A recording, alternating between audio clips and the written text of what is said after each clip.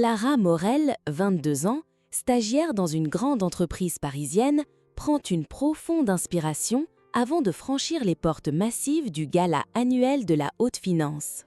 L'air est empli de parfums de fleurs rares et d'une touche d'alcool délicat.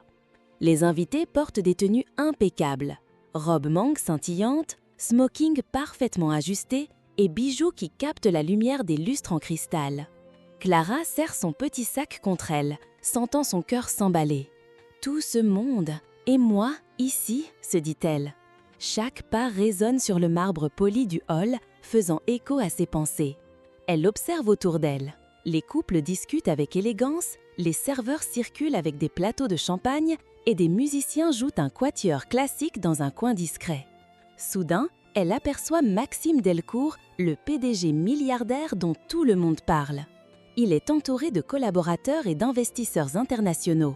Grand, élégant, costume anthracite parfaitement ajusté.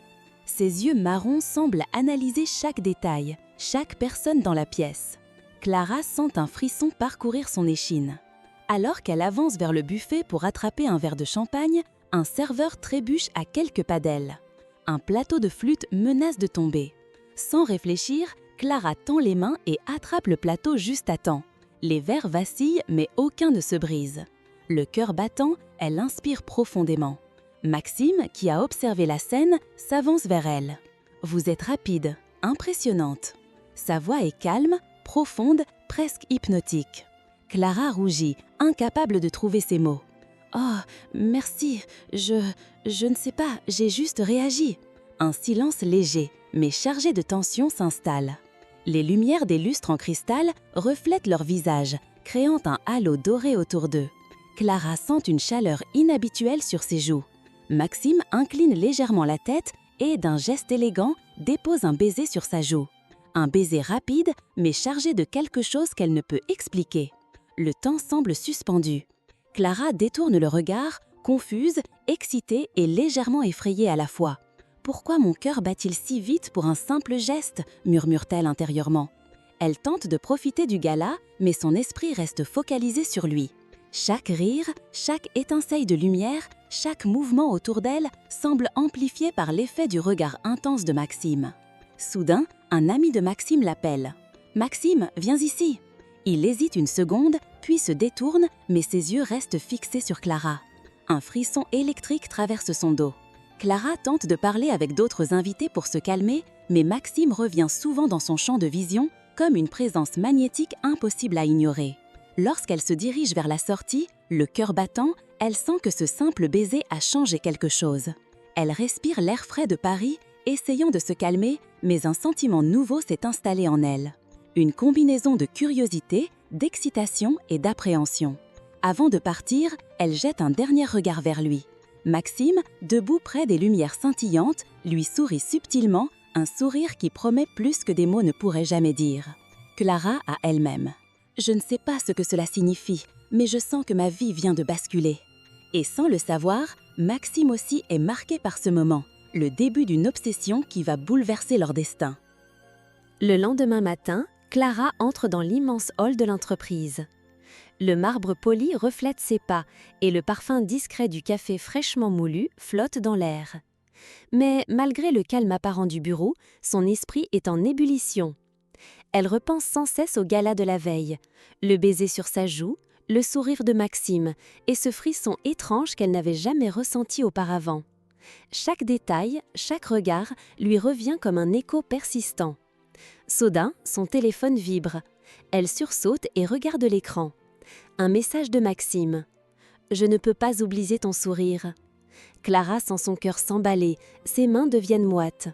Elle regarde autour d'elle pour s'assurer que personne ne l'a vue. « Pourquoi m'envoie-t-il un message maintenant ?» se demande-t-elle. « Je ne le connais même pas vraiment ?» Chaque mouvement dans le bureau semble amplifié par sa nervosité. Les collègues discutent, rient, mais Clara ne voit qu'un détail, la chaise vide à côté de son bureau où Maxime pourrait apparaître à tout moment. Pendant la réunion matinale, Maxime entre soudainement. Son regard croise celui de Clara. Les minutes suivantes, il semble toujours à côté d'elle, mais distant, absorbé par ses propres pensées. « Clara, ton rapport sur le marché asiatique est exceptionnel. dit-il d'une voix posée mais avec une intensité qui fait rougir Clara. « Merci, monsieur Delcourt », répond-elle presque inaudiblement. Elle sent que ses joues brûlent. Plus tard, pendant la pause café, Clara se confie à son amie Sophie qui remarque son trouble. « Alors, ce milliardaire t'a-t-il déjà rendue folle ?»« Je ne sais pas, c'est flatteur mais étrange. » Bienvenue dans le monde des milliardaires. Ici, tout est extrême, même l'obsession. Clara sourit, nerveuse. Elle remarque que Maxime l'observe depuis le bout du couloir. Leurs yeux se croisent et un frisson électrique passe entre eux. Dans la journée, elle reçoit encore 2 messages. « Je ne peux pas m'empêcher de penser à toi. Chaque fois que je te vois, mon esprit s'emballe. » Clara se sent partagée entre l'excitation et la peur. Elle sait que Maxime est puissant, influent et peut-être dangereux pour son cœur. Le soir, chez elle, elle repense au gala, aux flûtes de champagne, au lustre scintillant et au baiser sur sa joue. Elle ferme les yeux et murmure. Pourquoi un simple geste peut-il tout changer ? Mais ce qu'elle ignore, c'est que Maxime, de son côté, ne pense qu'à elle. Chaque décision, chaque mouvement dans son bureau est influencé par l'obsession naissante qu'il ressent. Il relie mentalement leur rencontre, revit le frisson, le contact de ses mains, le doux parfum de ses cheveux. À la fin de la journée, Clara envoie un dernier message à Sophie. « Je crois que je commence à comprendre ce que signifie être observée. » Sophie répond avec un émoji rieur. « Oh ma chère, bienvenue dans le monde où l'amour et le pouvoir se croisent. » Alors que Clara éteint son ordinateur, elle regarde par la fenêtre le ciel de Paris qui s'assombrit. Elle sent un mélange d'anticipation et d'inquiétude. Sa vie vient de basculer et elle sait que Maxime ne la laissera pas simplement s'éloigner. Quelques jours après les messages obsédants de Maxime, Clara reçoit une invitation qui la laisse sans voix. « Clara, j'aimerais t'inviter à dîner, un moment loin du bureau, juste toi et moi. Maxime. » Elle relit le message plusieurs fois, le cœur battant. Un dîner seul avec le PDG milliardaire, se dit-elle, partagé entre excitation et peur. Le soir venu, elle se prépare méticuleusement. Elle choisit une robe bleu nuit, fluide mais élégante, qui épouse délicatement ses courbes. Ses cheveux sont relevés en un chignon sophistiqué, quelques mèches encadrant son visage pour adoucir ses traits. Un parfum subtil flotte autour d'elle. Arrivée au restaurant, une terrasse privée surplombe Paris. La ville brille comme un océan de lumière et la Seine scintille au loin. Le vent frais joue avec les mèches de cheveux de Clara, ajoutant un frisson à son anticipation. Maxime l'accueille avec son sourire envoûtant, impeccable dans son costume noir. « Bonsoir Clara », sa voix est profonde, posée, presque hypnotique. « Bonsoir monsieur Delcourt », répond Clara, légèrement tremblante. Il s'installe à une table isolée, éclairée par des bougies, dont la flamme danse doucement. Le serveur apporte les plats avec une précision élégante, saumon fumé, risotto crémeux et un vin blanc délicat. Chaque geste semble calculé, mais aussi intime, presque privé. Maxime fixe Clara, ses yeux marrons brillants dans la lueur tamisée. « Clara, depuis le gala, je n'arrête pas de penser à toi. » Clara inspire profondément, essayant de contrôler ses émotions. « C'est rapide, non ? Nous ne nous connaissons pas vraiment. » Maxime sourit, un sourire à la fois doux et intense. Peut-être, mais certaines choses ne se contrôlent pas. Un silence chargé d'émotions s'installe. Le vent caresse la table, les bougies vacillent et Paris devient un décor magique autour d'eux. Puis, Maxime effleure sa main et leurs doigts se touchent. Un frisson traverse Clara. Leurs regards se croisent, lourdes de désir et d'incertitude. Est-ce réel ou juste un caprice d'un milliardaire, pense Clara. Leurs lèvres se rencontrent pour un baiser doux mais intense. Clara ferme les yeux, laissant le moment l'envahir complètement. Le monde autour d'eux disparaît, seul reste le parfum, le vent et la chaleur de ce contact. Ils rient et parlent ensuite, découvrant des détails intimes, les peurs, les rêves, les regrets. Chaque phrase rapproche leur complicité, chaque regard ajoute de la tension. À la fin du dîner, Maxime se lève pour raccompagner Clara. « Je veux que tu saches que ce moment, je ne l'oublierai jamais. » Clara sent son cœur s'emballer. « Moi non plus, je crois », répond-elle doucement, encore sous l'effet de la proximité et de l'intensité de leurs émotions. Alors qu'elle quitte le restaurant, la main frôlant à nouveau celle de Maxime, elle sait que sa vie vient de changer. Et Maxime, quant à lui, est encore plus déterminé à ne jamais la laisser partir. Quelques jours après le dîner privé, Clara se retrouve seule dans son bureau, entourée de piles de rapports et de graphiques. Le soleil de l'après-midi filtre à travers les grandes fenêtres, éclairant son visage pensif. Mais son esprit est ailleurs. Chaque message, chaque regard de Maxime tourne en boucle dans sa tête.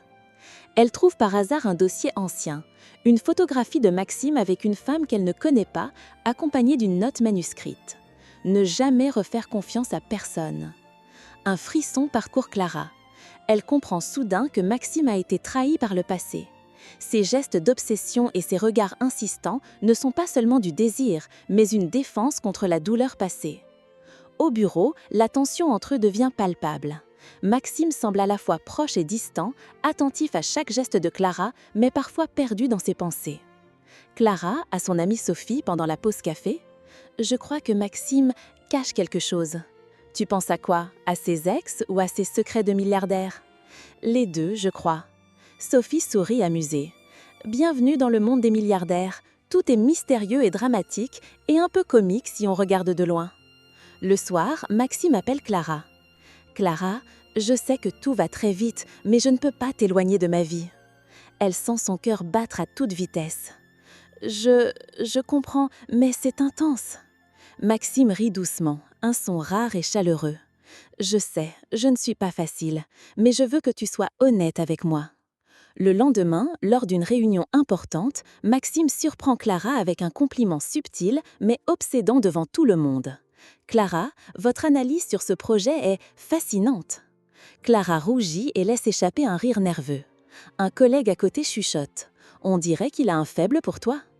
Puis vient un moment comique. En se levant pour prendre un document, Clara trébuche légèrement sur ses talons. Maxime, attentif, attrape sa main juste à temps. Un mélange de gêne et de rire éclate entre eux, allégeant légèrement la tension. Clara, à elle-même, « Pourquoi chaque geste, chaque regard me bouleverse autant ?» Plus tard dans l'après-midi, elle découvre une lettre ouverte sur le bureau de Maxime, révélant une partie de son passé douloureux. Trahison, perte, blessure profonde. Clara comprend que son obsession n'est pas un simple caprice, c'est une combinaison de désir, de peur et de vulnérabilité. Alors qu'elle quitte le bureau, Clara sent que quelque chose change. La tension entre eux devient presque irrésistible, mais elle sait qu'elle doit avancer avec prudence. Et Maxime, de son côté, devient encore plus déterminé à la garder près de lui, peu importe les obstacles. Quelques semaines après les révélations et le dîner sur la terrasse, Clara se prépare pour le gala le plus prestigieux de l'année. Elle se regarde dans le miroir. Robe rouge profond, cheveux relevés en chignon. Quelques mèches tombent délicatement sur son visage. Son cœur bat très vite. « Ce soir, je dois décider », pense-t-elle, partagée entre excitation et appréhension. La salle est somptueuse, les lustres en cristal scintillent, des bouquets de roses décorent chaque table. Le tapis rouge accueille les invités avec majesté. Maxime arrive, costume noir parfait, allure impeccable, mais ses yeux expriment quelque chose de différent, intensité, vulnérabilité et désir. « Clara », dit-il doucement. « Bonsoir, monsieur Delcourt », répond Clara, légèrement tremblante. Ils marchent côte à côte vers une table isolée. Leurs mains se frôlent, un frisson traverse Clara. « Je veux que tu sois à mes côtés pour chaque instant de ma vie. » Clara sent son cœur s'emballer encore plus. « Maxime, je ne sais pas si je suis prête. » Il n'y a pas de précipitation, juste toi et moi, ici, maintenant, et peut-être pour toujours. Un silence lourd d'émotions s'installe, le monde autour d'eux disparaît. Maxime l'attire doucement contre lui. Leurs lèvres se rencontrent dans un baiser long et passionné. Clara ferme les yeux, laissant l'émotion l'envahir complètement. « Bienvenue dans ma vie, Clara », dit Maxime. Clara sourit, elle sent la chaleur envahir tout son corps. Elle comprend que sa vie ne sera plus jamais la même. Plus tard, dans un coin tranquille du gala, Clara et Maxime s'assiedent seuls. Elle prend une profonde inspiration. « Maxime, je veux être avec toi, mais je veux que ça soit réel, pas seulement une fascination ni une obsession. » Maxime prend sa main doucement. Rien n'est jamais seulement obsession, Clara. Avec toi, tout est vrai. Chaque sourire, chaque regard, chaque instant partagé est réel. Clara le regarde dans les yeux. Elle voit la vulnérabilité derrière sa puissance. Et pour la première fois, elle choisit avec son cœur pleinement ouvert. Alors, restons ensemble et construisons quelque chose de vrai. Maxime sourit et l'attire à nouveau contre lui. Leurs lèvres se rencontrent dans un dernier baiser chargé d'émotions. Voix off finale pour le lecteur. Et vous, seriez-vous capable de faire confiance à quelqu'un qui possède tout, sauf votre cœur? Que feriez-vous à la place de Clara?